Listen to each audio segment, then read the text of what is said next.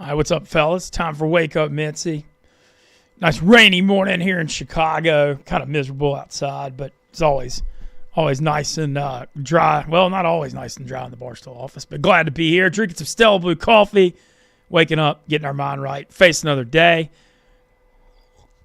As always, Dude Wipes is here to clean up all our messes. Thank God. Let it rip with Dude Wipes. You can find them at Target, Walmart, Amazon, all over the World Wide Web. Joined by, we have Billy Lucci at 9:30. Some big news in the SEC world. Buzz Williams, kind of wild, leaving Texas A&M to go coach Maryland.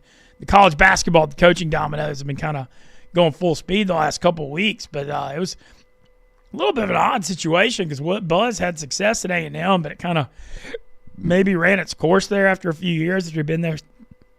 Got him to the second round of the tourney. They were the number 5 team in the SEC this year. Certainly wasn't like he didn't do well, but for whatever reason, he's moving on to Maryland, and A&M's kind of in a little bit of a late part of the game searching for a coach. So you're looking forward to catching up with him and figuring out what the hell is wrong with their baseball team, too. Doesn't make any damn sense. They're preseason number 1. Now they're 1-8 in the SEC. We're joined by Tyler Moody this morning. We're going to get Moody on. What's up, Mr. Moody? How are you this morning? Yo, what's up, brother? I'm doing good. I'm here. I'm ready to rock and roll. Sounds like a good day to have a good day. Yeah, it's always a good day to have a good day. And some Barstool stuff, had a great time last night, but, man, we had a late one with the Barstool After Dark. Was out there. We had a stream with Tate and Kadick and Big T and Spider. And, man, long one. So, Moody, the premise of the stream last night was to break. So, Big Cat, we all saw Big Cat's 16 in a row wins in March when he got super hot. So, the premise of the stream was we had to do 17 things, a 50-50 chance in a row to try to break Big Cat's heroic streak. Tough one. That's tough, man. Yeah, that's tough. I can't believe y'all got it done. Tough one last night. And the premise of it was actually really fun. You know, as I look at, like, the Barstool After Dark streams, which are, I'll give Lucas and Tate a lot of credit. They work their ass off on those things, and they're fun. They get big numbers. They're successful. But having said that, the premise of last night was the 50-50 chance thing. So it was like, starts with the coin flip, and then he'd pick a card, red, you had to guess red or black. Kadick would throw a dice.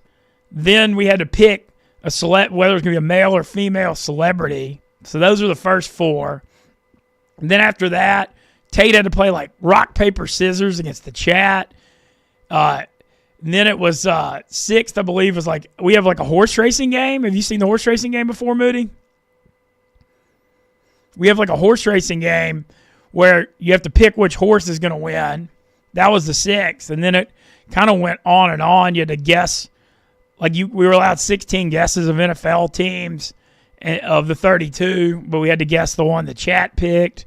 They'd pick a movie, and we had to call someone to give it a thumbs up or thumbs down. I mean, it was pretty wildly creative, but you'd get through the first few, and then it would get kind of tough. You'd play like they had like a blackjack thing, and then one of the funniest premises of it, Moody, was I had to make a free throw.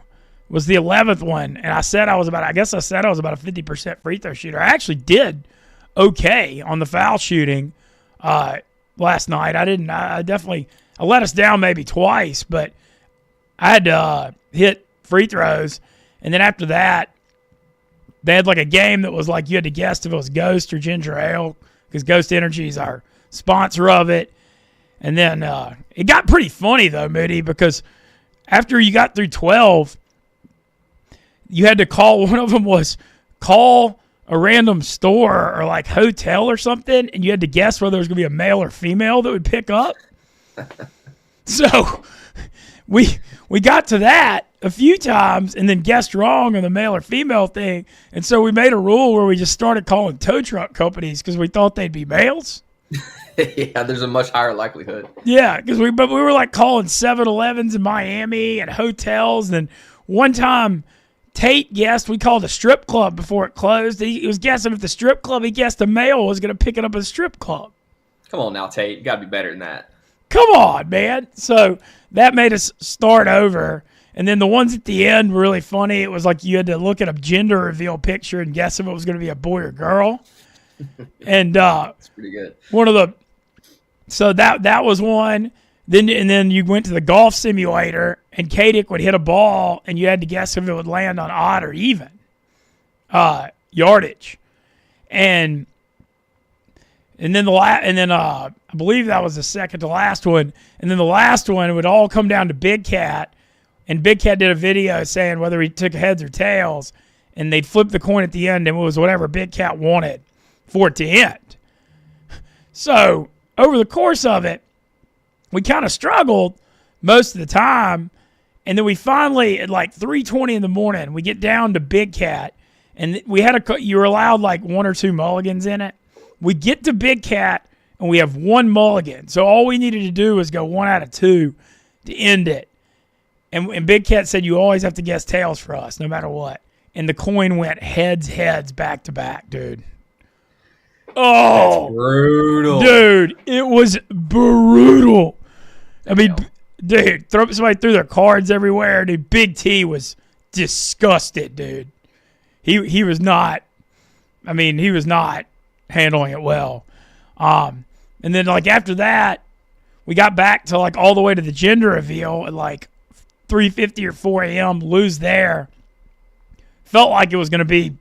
I felt like I really thought at the time that I was going to still be it was still going to be going on while I was doing this show, and they were going to have to pull me out of the show to go shoot the free throw during the show.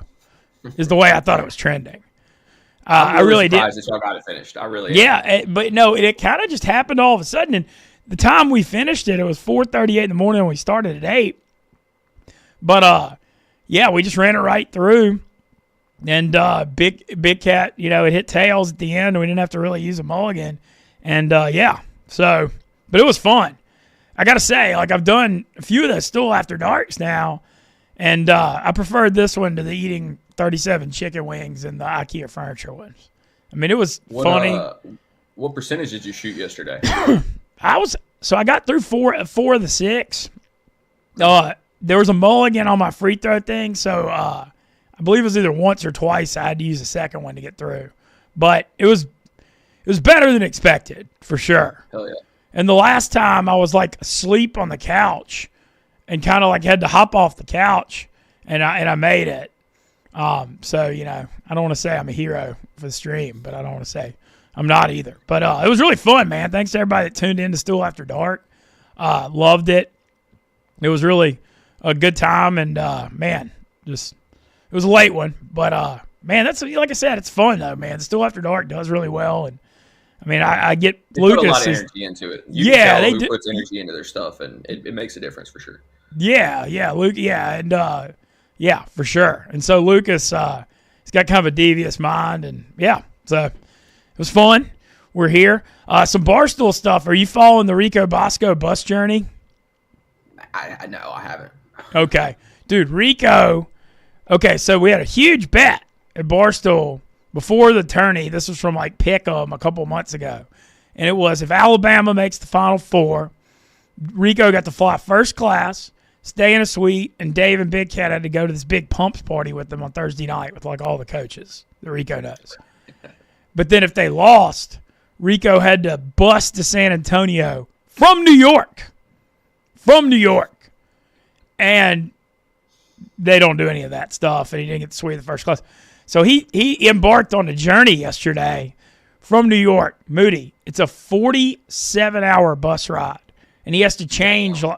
He had to change stations like 5 or 6 times. It started out, I think it was like New York to D.C. So in New York yesterday, when he was leaving, he showed up and the bus wasn't there.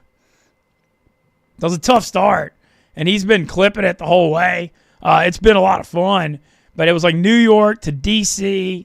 to Pittsburgh, PA, to Nashville, to Atlanta, then to San Antonio. So he's on the bus right now. We were using Rico for the movie Thumbs Up or Thumbs Down, and we were hitting him, dude. We called him Moody. We called him at like 2 a.m. last night. Dude, there's a baby crying, just wailing on the bus. Dude, it was crazy. That's one of the worst things about public transportation is crying kids too. I'm one of those people that it annoys. I don't know. I feel bad for Rico because I know at 2:00 in the morning you're just trying to get some sleep in. That's rough, bro. It is, man, but it's fun. It's funny content. I will give him credit. But yeah, unfortunately for Rico though, Moody, I know you had Bama to over Auburn in your national title thing. Yeah. Bama, there's no chance against Duke, man. Duke's the best team in the country. There's no doubt about it. Duke's the best team. I'll be shocked if Houston beats them. Houston has to go fight them. Like, they got to literally take the fight to them. They're going to have to just hit them in the mouth repeatedly, and they may actually have to hit them in the mouth if they want to beat Duke. So I don't see anybody beating Duke. The fact that they beat Alabama, not super surprising, after watching Duke play, man. They're yeah, man. Well, first time since 2008, we got the Final Four Saturday, 5:00 and 8:00 of the two games. All four number one seeds. And, the only time it happened was actually in San Antonio in 2008 when it was Memphis, Kansas, North Carolina, and UCLA. And that was a pretty famous one because that was the Derrick Rose Calipari Memphis year when Memphis was up big in the title game and missed all those free throws, and Mario Chalmers hit that three for Kansas to come back, force overtime, and win. But, hey, you can't say it's like the most surprising thing this year because I know the tournament, March Madness is all about madness, but this year the top teams were, everybody kind of had an idea of the top teams were so good this year. All four. Once then Bama was the fifth number one seed, and it was just unfortunate for them that they got Duke's bracket, like you said, because they were also badass. I mean, they were so good this year. But, looking back on watching the tournament, you mentioned the Duke thing. Man, that's one of the better teams I've seen in a long time, Moody. That's a complete basketball team. When you look at Cooper Flagg and Kyle Knipple and Proctor shooting and the way they play defense with their length and athleticism, they only had like 4 teams score over 71 points. I agree with you. I think they're the best team in the country. John Shire, he's like mid-30s. I mean, what a coaching job he's done. He's set up to be there for a while. And when you look at their tourney run even, I mean, I know they beat Arizona by 6, but they were in control of that game the whole way in Sweet 16. And the only reason it was even 6, Caleb Love was just out of his mind at 35 points.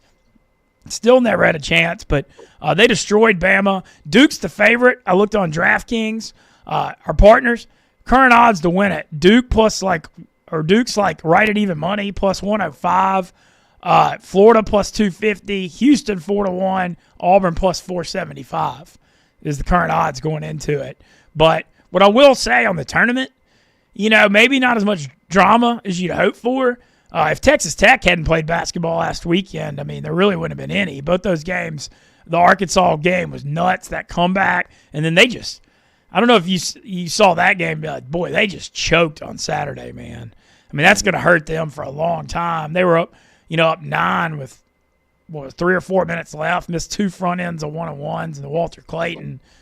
Man, Walter Clayton's like Houdini. The Florida guard may be the best player in the tourney. He hit that crazy 3 where he just runs from the lane back to the 3-point line. It's like a shot Genius only. Play. Yeah, that was like a Steph. It reminded me of something Steph Curry would do. Yeah, no, you're right. So Florida, when you look at the Final Four matchups, Florida's a 2.5-point favorite over Auburn, 5:00 on Saturday, and then 8:00 Duke, a 4.5-point favorite over Houston. Barstool's going to be down there. Shows at the River North, or the River, not River North. I'm thinking of Chicago. That's the neighborhood. At the River Ice House on Friday at 6, and Saturday live at 2 with Dave and Big Cat and the crew and Mark Titus. I believe Rico's going to be there too. But going to be a huge time in San Antonio. I know you're not the biggest college basketball guy. You ever been around the Final Four? Never been around the Final Four. I will say I'm enjoying college basketball more this year than I have any other year. I like just watching the games. Like I don't know. This feels like a better year for college basketball than we've had. Maybe it's because all the blue bloods are doing good. You have all the top seeds, but I actually prefer this over watching some 14 seed. That's just me personally. I want to watch the best of the best, and right now I think college basketball has less parity than we've ever seen, and the top teams are so good that it's exciting to watch again, in my opinion. Yeah, now I think it's kind of like that double-edged sword because, like, as a fan, it's fun to see the upsets early. And there really weren't any. I mean, McNeese, Will Wade, our guy, friend of the program, beat Clemson as a 12 against a 5. And then Drake beat Missouri as an 11 against a 6, which is like, I mean, that's not – I don't even know if you call that much of an upset. Right. but there really weren't any. Arkansas made that run to the Sweet 16. They were like a 7-point underdog, 6.5 against St. John's second round. But, man, other than that, the best teams won. And, it's like I say, it's interesting because you want the madness, but, man, you want a Final Four with the heavyweights, This is going to be one of the most anticipated Final Fours of all time. Florida and Auburn played twice in the year. They split.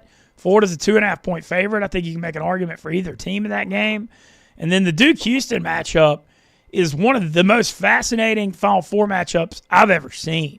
Because like we said, I think Duke is the best team and the most complete team.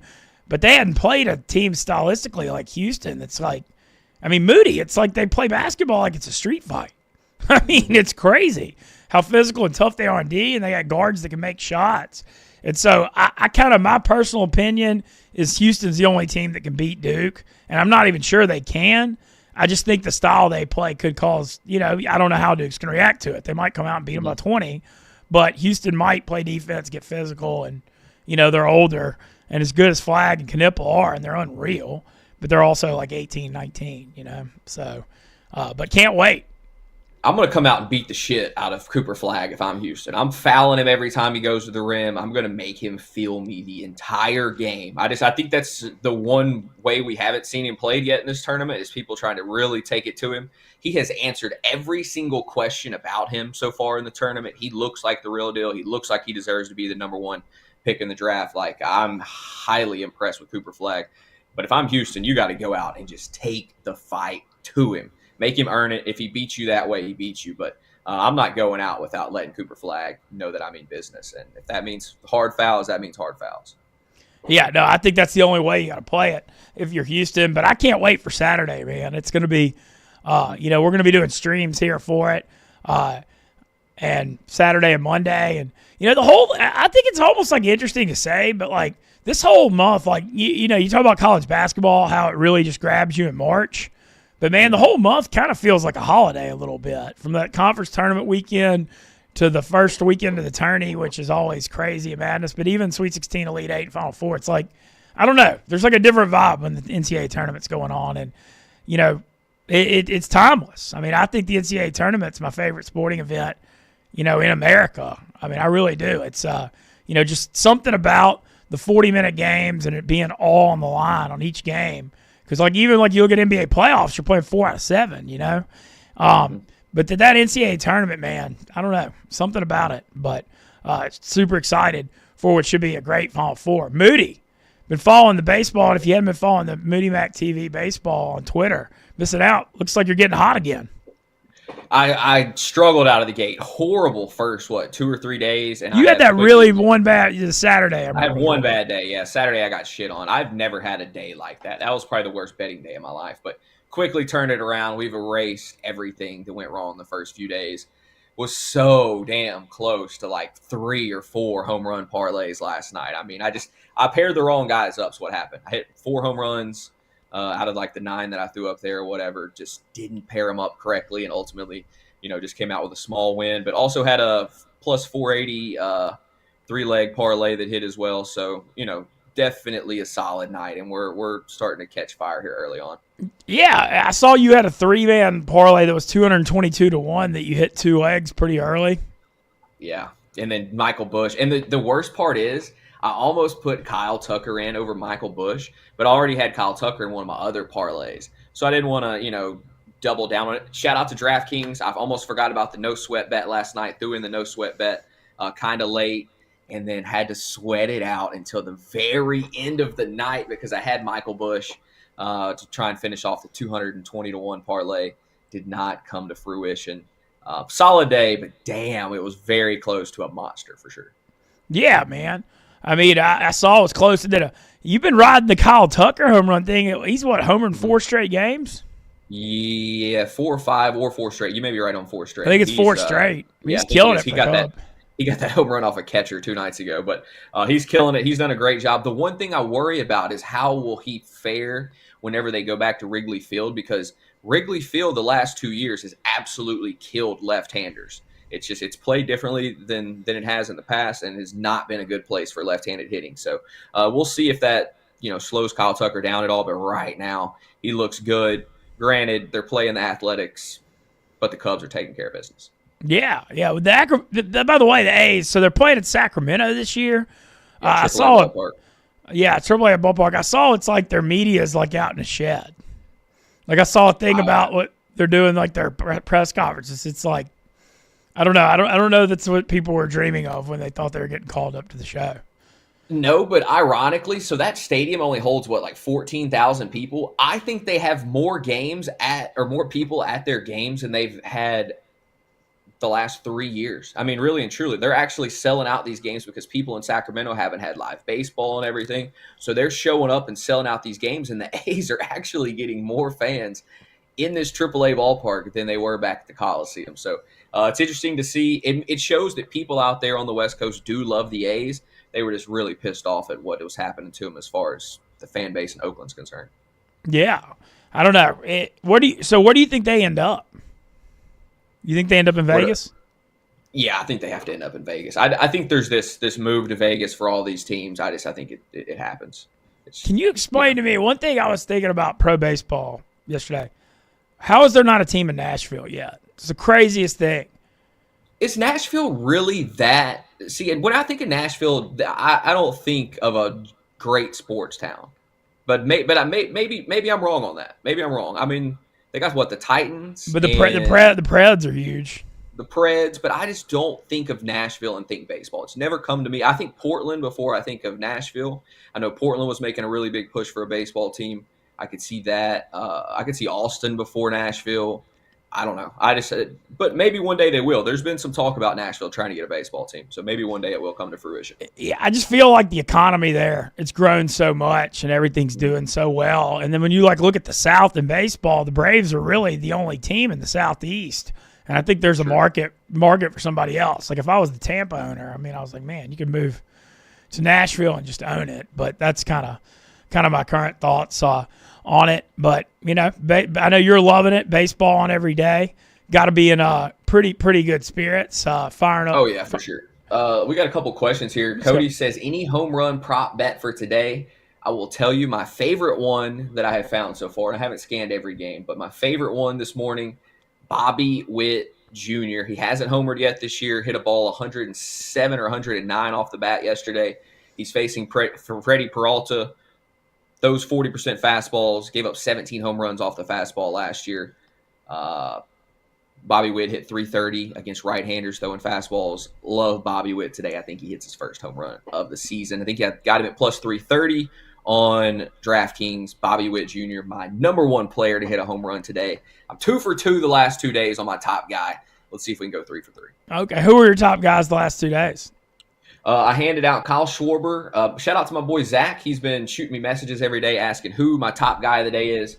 It was Kyle Schwarber, and then yesterday was Corbin Carroll. I was locked in on Corbin Carroll. Had a lot of bets built around Corbin Carroll. He came through. Wyatt Langford homered for me as well. Kyle Tucker. And then I think I had one more too. But, yeah, Corbin Carroll was my guy yesterday. Yankee Stadium is just heaven right now for left-handed hitters. Yeah, the short porch, isn't it like 315? Or that they have the short porch there. And so even people are hitting it out that don't have the torpedo bats, huh? Even people that don't have the torpedo bats are hitting home runs. It's still baseball. The torpedo bat didn't come around and completely change the game of baseball. Like, you still got to put barrel to ball no matter where the barrel is at on the bat. So, yeah, dudes that can hit the baseball, they're still hitting the baseball, torpedo bat or not. Yeah, well, that's interesting. So Bobby Witt Jr., you heard it, today's home run prop. And then, but follow Moody Mac on TV on Twitter. I see. I got your notifications up, so I see all of them and try to retweet them because I'm trying to help you grow the following because you're working hard for the people. No, I appreciate that. Look, I think winning will grow it. And again, you know me, bro. I'm not that concerned with like all the little bullshit that goes with it. I just want to win bets. I want to make the people some money. That's what I care about. And we've done that the last few days. We'll try and continue that trend the entire season. So love that. And then also I see our boy over here talking about don't talk about the Braves. Mintz, the Braves are off to a terrible 0-6. 0-6. And they can't score runs. They scored like what? They've scored like. They can't score. And Jurickson Profar just got popped for PEDs. It explains so much about the rise of Jurickson Profar. He went to freaking San Diego and he got with Fernando Tatis. And Tatis got popped for PEDs, 2 years ago? Guaranteed it was Tatis that put Profar on that shit. He had a career year. He gets popped by Major League Baseball. It's a blow for the Braves. They gave him a 3-year, $37 million contract or something. So they lose money on that. They're going to be without him for 80 games. He cannot play in the playoffs if they end up making the playoffs, which right now doesn't look great for them as strong as the East is. Big development for the Braves. The one thing they have that's very promising is Spencer Strider comes back in 2 weeks. And I have this feeling that having him on the mound is going to turn things around for the Braves. So I'm not ready to sell all my Braves stock just yet, but it's a bad start for sure. Yeah, I got to ask, why can't they score like Ronald Acuna and Austin Riley? Acuna's not out. He's out for the first month. He's coming back. He's still been dealing with that injury, and they're trying to make sure that he's ready to go. They've actually been kind of weird about his timeline, to be honest. At first we thought he was going to be ready for the season, and now it's a month, and we'll see. It could end up being a month and a half. I think we'll probably get him back about the end of April is my thought. So okay. The Braves need him. Very obvious they need him. They got to get that offense going. They also need Spencer Strider. He's one of the best pitchers in baseball. I think when they get Acuna and Strider back, they will be fine, but they're digging themselves a big-ass hole right now. Yeah, it's just shocking because, you look at how good. I know last year they had all the injuries, obviously, with Strider and Acuna, but definitely didn't see an 0-6 start for Atlanta. And that division with Philly and the Mets is super tough. Yep. I mean, it's weird. The Braves have actually run into a ton of injuries the last few years. Even the year that they won the World Series, Acuna went down that season. They were without Strider. They had all the injuries last year as well. So, this is a team that has been injury-riddled the last few seasons, actually. But they've battled through it. They have gamers like Marcell Ozuna, Austin Riley, Matt Olson. Those dudes in the middle of the lineup are freaking gamers. They're going to be okay. It's a slow start. They will be fine. I have faith in them. But they got to get Acuna and Strider back right now. Those are two top 15 players in the game of baseball, and they need them out there. Yeah, well, interesting. That's kind of – is that when you look at developments to start the season, the Braves' slow start obviously standing out at 0-6. Any other surprises? Braves slow start. The Yankees' hot start has surprised me a little bit. I'll be honest with you. I thought they would be okay. I think I have them finishing third in the division. But I did not expect them to come out and swing the bats quite the way that they have. So that's been surprising for me. The Los Angeles Angels at 4-1 atop the AL West is a little surprising. That will certainly fade. The Rangers are going to win that division. The Brewers being 1-4 is a surprise for me. I still think the Brewers are a good baseball team. I'm a big Christian Yelich guy, and I think Rhys Hoskins is going to have a solid year. So those are kind of my surprises. I expect the Braves and Brewers to both be better as the season progresses. Right now, such a small sample size. A season is not 6 games. So very small sample size at the moment.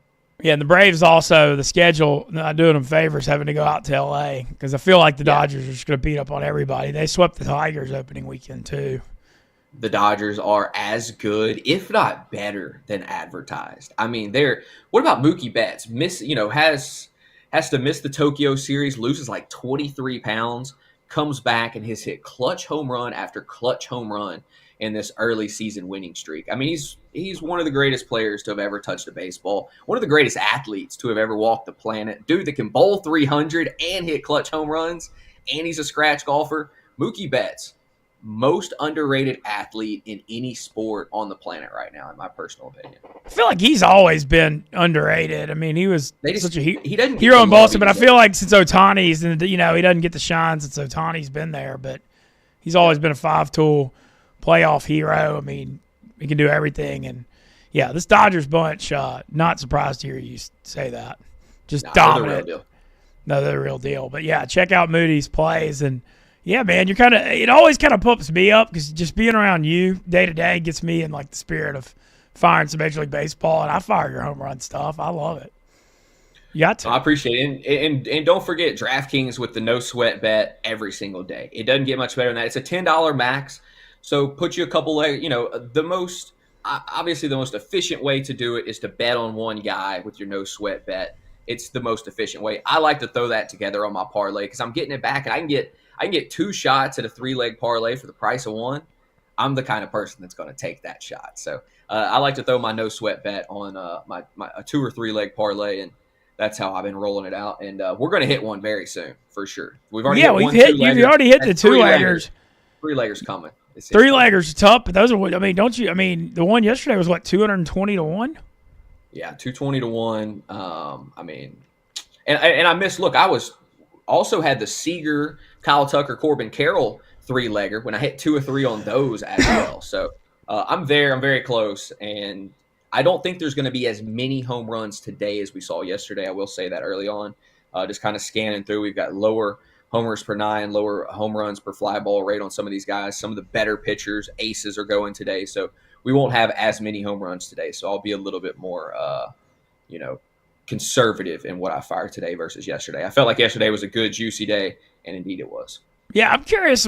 So when you talk about that, like you look at the split. I mean, obviously you're looking at the ballparks and the stats, but you look a lot at like how the people do against the starting pitchers. Like how do you do analysis for the stuff?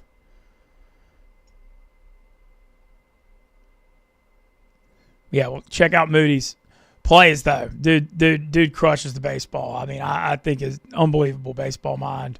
Always super impressed by him, and glad to see him get it going. That's for damn sure. But yeah, fun stream last night. We're going to be joined by Billy Lucci here in a second of TexAgs.com. I mentioned it at the top, but the last coaching domino to fall in college basketball, we saw a lot of movement this year, as you always do.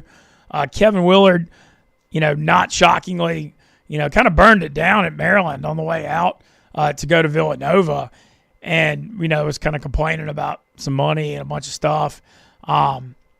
And so he left to Nova, which left Maryland open, who just made the Sweet 16 and lost to Florida. Buzz Williams decides it's time to change it up, leaves A&M, and goes to Maryland. And all of a sudden, A&M, pretty big opening. They've got a lot of money, NIL and budget, and I'm curious to see who they go after. Of course, the first name I worry about as an Ole Miss fan is Chris Beard, but I don't think that they'd be able to get him right now from Ole Miss, luckily. But curious to see who A&M goes after. And also, going to crank up Final Four ending and the SEC baseball and college baseball is in full swing right now too. And the A&M story's just been nuts. I mean, they're preseason number 1, and they're literally 1-8 in the SEC. And just looking at the SEC standings right now, there's been a lot of slow starts. I mean, Florida Gators are 1-8 when they were number 7 after making Omaha last year. Big surprise there. Mississippi State's 1-8. Last year they had a big bounce back year. We're a 2 seed in the NCAA tourney, fell to Virginia.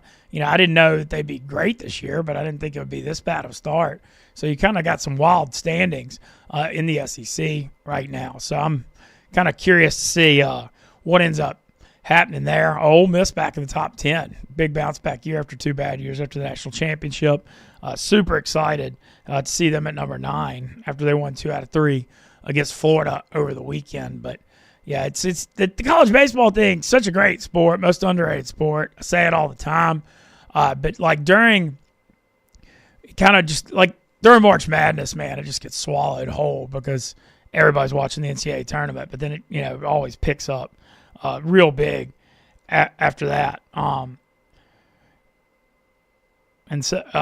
I'm super excited to get in the spirit of that coming out of March Madness. And then we got the Masters coming up too. So it's a great time of year. Love, springtime's coming, even though you wouldn't know it by the weather today. That's for damn sure. It has gotten a little bit better, but we'll see. So a lot of stuff to be excited about, but mainly this Final Four this weekend. And the Final Four, I've had some good experiences with it. I went twice in New Orleans in 2003 and 2021. I remember getting to see TJ Ford in Texas lost to Carmelo Anthony in Syracuse, and I got to see Dwayne Wade and Marquette just get completely murdered by Kirk Heinrich and Collis at Kansas. And then 3 years ago, it was really fun having it back in New Orleans when North Carolina and Kansas played that title game where Carolina was up big at the half and ended up getting blown out. Or Kansas came back. Carolina didn't get blown out. That's not what I was saying. But Kansas came back and beat them in a thriller. They were down like 18 in that game But that was one of the best sporting events I've ever seen. So hopefully we'll get some similar games like that this weekend for sure in San Antonio. And as I said, definitely join. If you're down in San Antonio, man, just enjoy it. Riverwalk. Weather should be good in Texas. Should get a huge turnout down there this weekend. And River Ice House, 6 o'clock on Friday and 2 o'clock on Saturday. 2 shows, Dave, Big Cat, Rico, and Titus. And I've heard a lot of good things about that new River Ice House venue. Check that out. Should be super fun and cool time. But yeah, a lot of other stuff. As I said, still always rolling. Just too much fun being up here, man. That's still after dark last night. Really good time with Kadick and Big T and Tate and Spider and the boys. Glad we got out of there alive. Like I said, ended at 4:40 in the morning. So I'm loving the Stella Blue coffee this morning. That's for damn sure. It's definitely making me feel good and feeling alive. Billy's trying to connect here still. Trying to get him on. Talk some SEC baseball. But yeah, that's kind of the State of the Union. Also, shout out to Jinx too. I've been on the health journey with him since the beginning of the year, and how much he's helped me. There he is, the King Aggie himself, Billy Lucci, going to join us this morning. As always, busy times in College Station. I feel like the coaching carousel at A&M is just always nuts, man. I feel like it's a real thing. And Buzz Williams leaving. What's up, Billy? Good to see you, man. I haven't seen you since Super Bowl week in NOLA. How's it going?